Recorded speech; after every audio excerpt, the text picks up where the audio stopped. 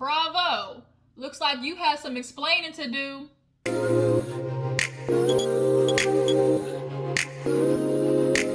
Hey you guys, what's up? Your girl G here. Welcome back to my channel. We are right back at it like at it. You know what I'm about to say. Can't say it, don't want to get demonetized.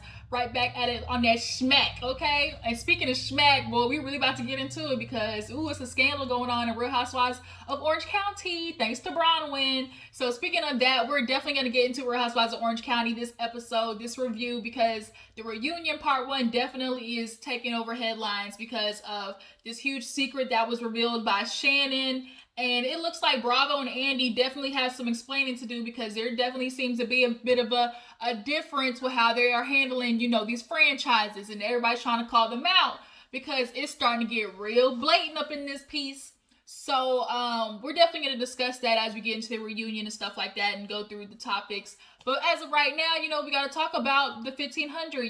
Everybody shoot, tag, share, everything you got to do so we can hit the 1500 so I can do my special giveaway to one of the Jujus who are going to be randomly picked out of my Juice Box crew to receive this special gift. As I said, the closer we get to it, I'm going to reveal more hints. But until then, you know what you guys got to do. Spread the word about the juice that's getting spilled over here on this channel, okay?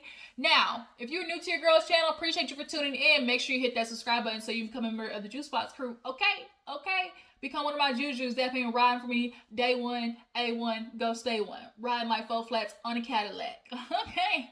All these old sayings, you know what I'm trying to say. We, from the get-go, okay? But nonetheless, let's go ahead and get into this reunion because it definitely was a lot. So we open up with all the ladies coming in, sitting down. Let's discuss some of the fashions real quick. The fashions, honey.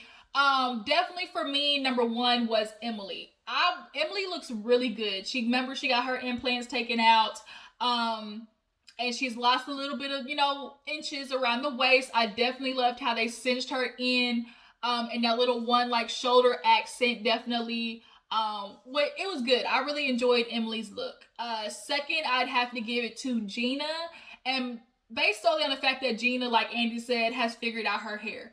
Gina has gone through a whole type of, journey with that hair, and it seems like she's finally landed on the right blonde, okay? Not blonde, blonde. She's finally landed on the right blonde color, because that other stuff, wasn't it. Third, I'm gonna have to give it to, the new, is her name Emily? Yeah. The new Emily, there's two Emilys, right? It's Gina and Emily, and then the new Emily. Ain't that her name? Gina, Emily? It is Emily. So is there two Emilys? Y'all know what the freak I'm trying to say. The new girl. The new OC wife. I really liked her outfit. I really like that lace, real, Oscar de la Renta looking. Shoot, it could be Oscar de la Renta because the bitch got the coin to do it after this divorce. Next, I'll give it to, I actually didn't mind, Bronwyn's look. I feel like something was just off. I get she was going real Tomb Raider lesbian chic, but I tolerated it. I wasn't mad at the hair. I really wasn't. Then next I'll give it to Kelly, and then last but definitely least was Shannon. I don't know what in the Twiggy America's Next Top Model she was trying to do. It just wasn't it. And I think her makeup was too thick, caked on. I didn't like it. But let's go ahead and get into the real topics to discuss. So they open up with Gina and Bronwyn's relationship. We all know Bronwyn admitted to being an alcoholic this season.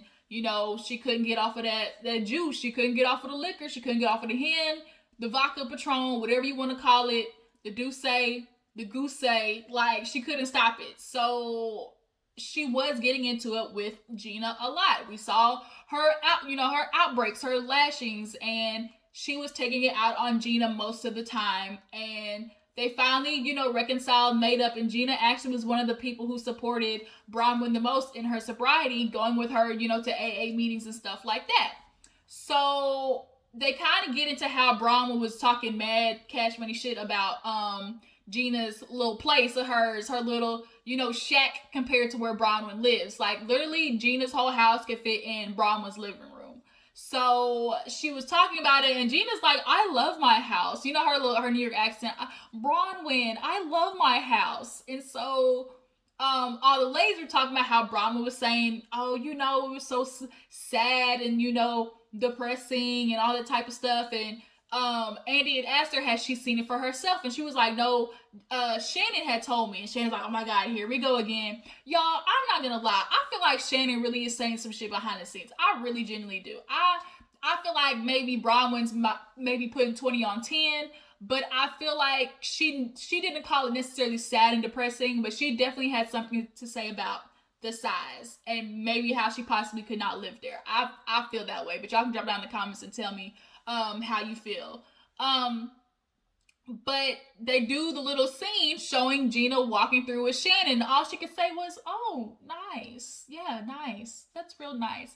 We all know what the hell, oh, that's nice means. We know what that means. That means, ooh, that's cute for you, bitch, not me. Like, that's what oh, that's nice means. So quit playing games. We know, we get it. But Gina owns her shit. Other ladies don't. They rent and they have their ex-husbands pay for it. You know, the typical OC setup. Either your husband's paying for it or your ex is giving you money for it through divorce. So we know how that is set up. But Bronwyn admits to, you know, taking out on Gina and saying like she apologized and takes ownership of it. But Shannon is not letting it go. I'm not gonna say I didn't say anything, and Bronwyn's like, well, I'm not gonna say you didn't because I believe you said it. And now that Bronwyn's sober, you know, she's definitely using that as a way to be like, okay, Shannon, you're probably saying stuff, you know, when you're a little litty to titty and not remembering. But at the point, Bronwyn is saying that, you know, she is there for Bronwyn. Or she texted Bronwyn and she was like, yeah, I still think you're an asshole, but I'm going to be there for you if you ever need me. So that's basically the gist of their relationship. She kind of feels like it's one-sided. Maybe she's supporting Bronwyn a little bit more. Do I feel like Bronwyn is wrapped up in her own life? Definitely. She has freaking 7 kids, a whole husband that she's not even sexually attracted to. She's in love with a woman.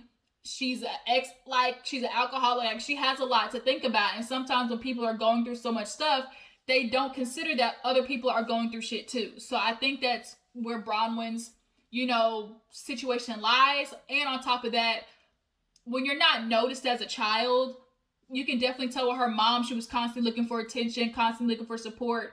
When you're not noticed as a child, what happens to you as a kid definitely affects how you act as an adult. And I think Bronwyn's constantly looking for, you know, that attention and validation from other people and, you know, people to see her. Like, that definitely has stemmed from her mom, I feel like. But they're going to get a little bit, you know, more into that during the episode. So we move from Gina and Bronwyn to talking about Kelly. Y'all know what I'm about to say. Kelly can kick rocks and what? Open-toed shoes. Not even shoes. She can kick rocks effing barefoot for all I care. We all know Kelly has been a problem since she landed on the scene of OC. She was so funny in the beginning, you know, didn't have no problem saying crazy shit. But the thing is, Kelly's one of those people that says stuff and feels like, oh, because it's a joke, it's supposed to be funny. Like, that negates her from having to apologize. So Andy gets on to her about, you know, how COVID hit, you know, the world and how she felt at first. Oh, this is just a little sickness. Oh, what's gonna go away? Like, why are we stopping life? Like, are we really gonna do this? And other, you know, housewives obviously were affected by it. Gina didn't know if, Emily didn't know if Shane was going to come home. He got sick. And he even got so scared to the fact where he texted his own daughter and was like, you know, basically gave her his last message. So Kelly, you know, going on Instagram and talking about, oh, God's thinning the herd. Like, how inconsiderate is that? Somebody just lost a family member and you're just viewing it as, oh, you know, it was supposed to happen. And it's like, really, bitch? Like, it's always easy for somebody to say something when it doesn't affect them. But then it was real ironic because then her mom caught it. And then she didn't really want to acknowledge it. She was like, oh, she went for diabetes, not for COVID. But since she has diabetes, that means she's at higher risk. So had your mom passed away, God forbid, was that just, you know, the thinning the herd? Was it just like that? So the problem is a lot of people were feeling like Andy didn't really go in on Kelly like he should have. And he didn't. She wanted to all of a sudden like okay, be real funny. Oh, does your pants protect you from a fart? Like, are you kidding me? She on that Trump, like the people, them Trumpers always find weird analogies to try and, justify and come up with weird shit of ways how they're thinking, because you're really trying to compare pants to like a freaking virus. She's like, I wear a mask, I don't like it. Well, bitch, duh, nobody likes wearing masks, but you do it because you don't want to get sick and bring something home to your family. And then now you want to go out there because you want to live life, are now responsible for 3 of your family members at home getting sick and one of them being in the hospital for 2 weeks and dying without being able to say goodbye, stuck in a hospital on a ventilator, and nobody can be there to hold their hand through it. Like, why is it so hard to put on a mask for 30 freaking minutes when you go into the store? It is not that hard. But that just goes to show like the selfishness of people like in this country and while we're in the situation we're in now. But Andy's looking at her like, girl, we had people boycotting. Like, is there ever a time where you feel like, oh, maybe I should, think twice about posting this? And all the other ladies was like, hell nah, Kelly has no censorship. And she's like, I admit I said some things, I probably shouldn't have, but it was a joke. Like, I wasn't meaning it in a harmful way. So what, Kelly? Like, you need to apologize. She does not ever apologize. She never did it in the past. Like, when people called her out, like, Kelly, she's one of the people who doubles down. She would rather try to explain, justify, make sense of whatever of what she said, to do everything but take ownership. And she's always done that. And now here it is. She's gotten away with it so long that she keeps saying just crazier and crazier things. And now it's to the point where everybody's looking at Andy like, when are you going to let this bitch go? Like, she has done enough. She's constantly running her mouth and saying misinformation, especially this season with, politics and the virus and all types of stuff. She was spreading crazy shit. So now people are looking at Bravo and Andy like, hello? Like, Candace is crazy on Twitter. Kelly is crazy on Twitter. And Andy's like, you don't think that's a problem? She's like, well, my followers hasn't gone down. Matter of fact, I'm gaining people. People are following me. You got the idiots following you, Kelly. Just because people are following you doesn't mean they don't hate you. There's a such thing as hate following. And of course, you got the little Trumpers that are following you because you're saying stupid, idiotic stuff. But she wanted to call herself like clapping back at Andy. Well, I got people that message me about you talking about you're anti-American because you don't vote for Trump. Like, you're not American. So Andy's like, so because I don't like Trump, I'm not American? Yeah, you're making the show about politics. Bitch, if you don't shut up, like, I could just woo, bring it back, but gotta keep that pip hand strong with Kelly, like, just backhand her one good time. So maybe it'll knock some sense into her, because this is madness. I don't understand how Kelly is still there. And people are saying like she better not be here next year. She really better not be, because she just does not take accountability. And for her to clap back at Andy like that, it was kind of like, why are you not going in on her more? And she finally was like, I'm sorry, like, what do you want me to do? Like, I feel bad. Like, what do you want from me, Andy? And he was like, oh, okay. What do you mean, oh, okay? The way you went havoc on Monique, the way you've gone havoc on the other franchises, and the way you tried to, like, denounce Monique and go in on her, and, like, he definitely picks and chooses who he wants to, like, keep scraping at. And Kelly was one of those people that you gotta break down. And he should have kept going. He had her, and that's when Bronwyn had to say, well, this is a perfect opportunity for you to, say, okay, I messed up. This was a learning lesson, and, I'm going to do better. I'm not going to put information out there like that. And Kelly's like, yeah. But she didn't own up to anything. She didn't say, oh, I should have known better or gotten more education. Because here it is, you have, your castmates like Shannon and Shane who are dealing with, like, real shit with COVID. And she's like, I understand how bad it was. I've got friends who've lost jobs, and, people emotionally can't even feed their kids. And, the suicide rate is up. It's not just about the virus itself. It's about the lasting effects that is now getting ready to have on people. Like, I don't think that people aren't really thinking about that. It wasn't just about the virus, okay? But they end up moving on from that because she damn near broke down in tears. Ooh, wah. Poor Kelly. Oh my God. Rich white woman tears. Who cares? So moving on from that, we end up getting into the new girl, and how people necessarily can't trust her. Because the minute they said that she came on, everybody got messages like, don't trust that bitch, like, she don't ever tell the truth, like, might want to sleep with one eye open, keep your, what I say, keep your good eye on that heifer, like, that's what a lot of people were saying.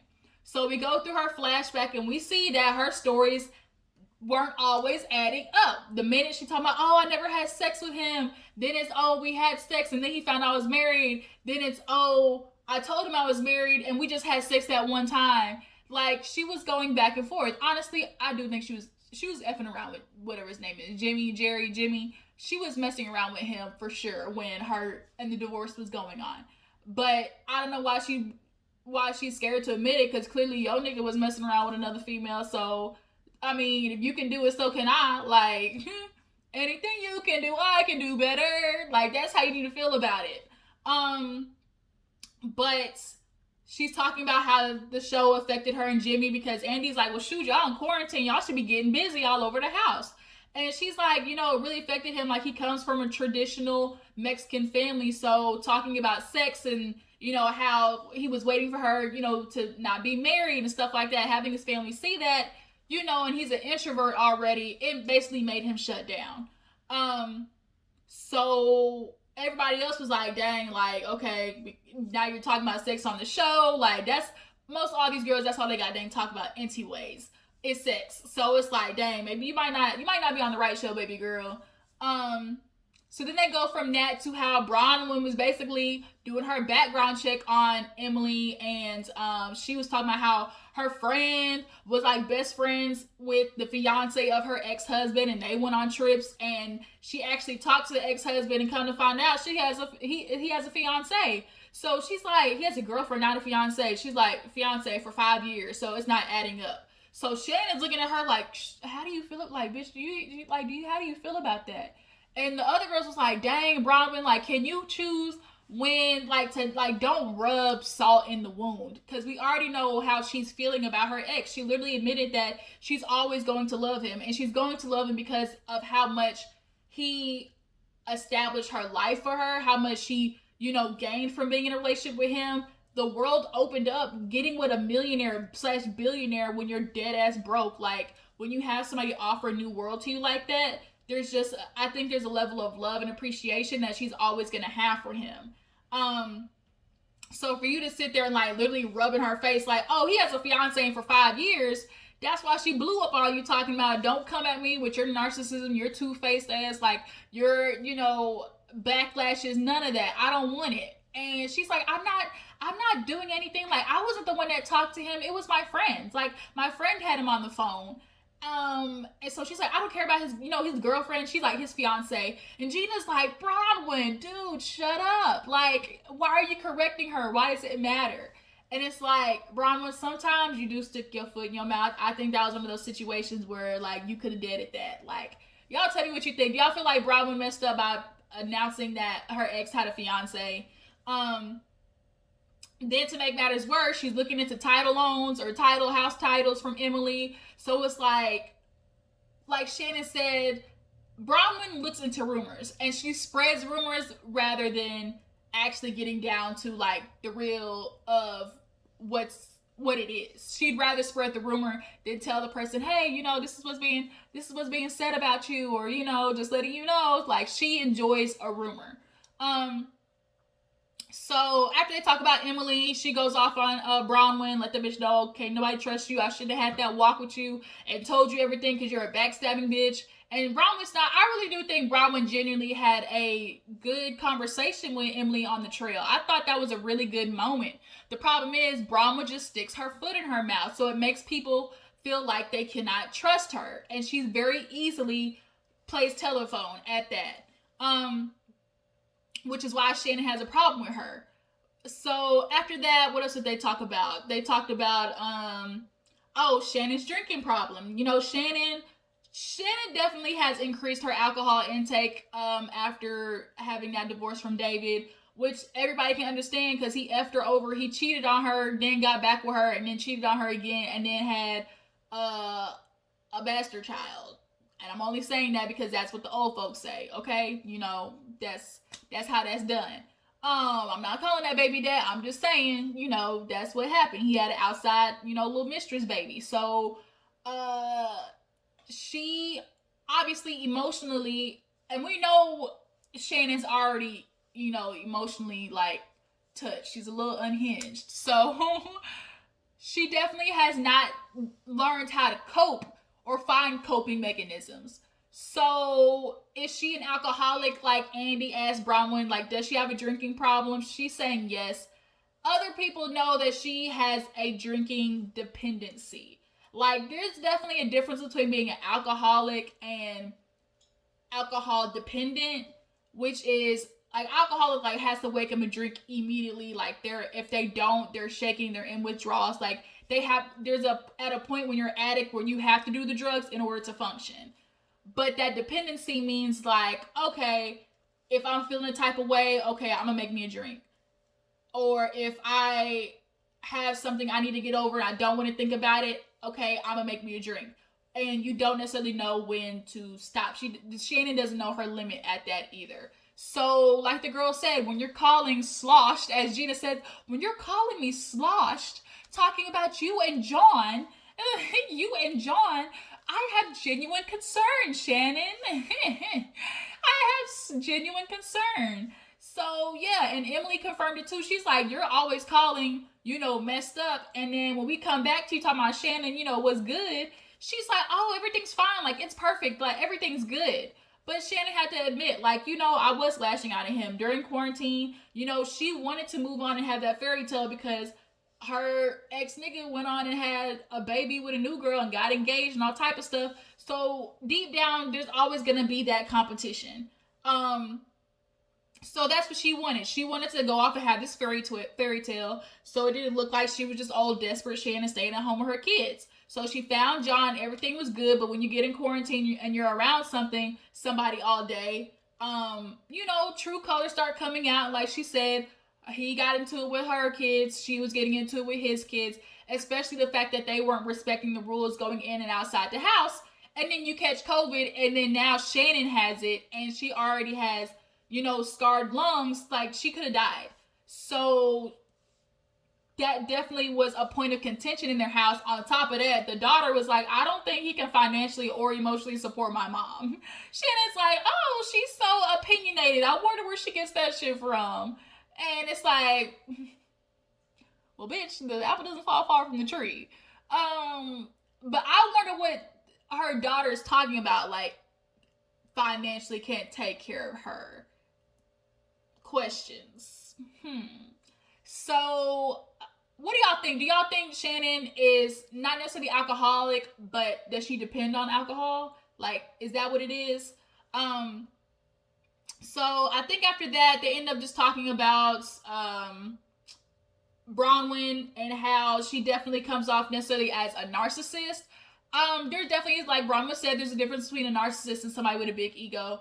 Does she love herself, have a big ego, and appreciate all the fame that she is getting? Yes, she's a new housewife. When you are a new housewife and you're finally getting recognized for the first time, like Gina said, she's like, I like that people, recognize me at the store still. So there is like there's a little bit of an ego boost when people come up to you and want to take your picture.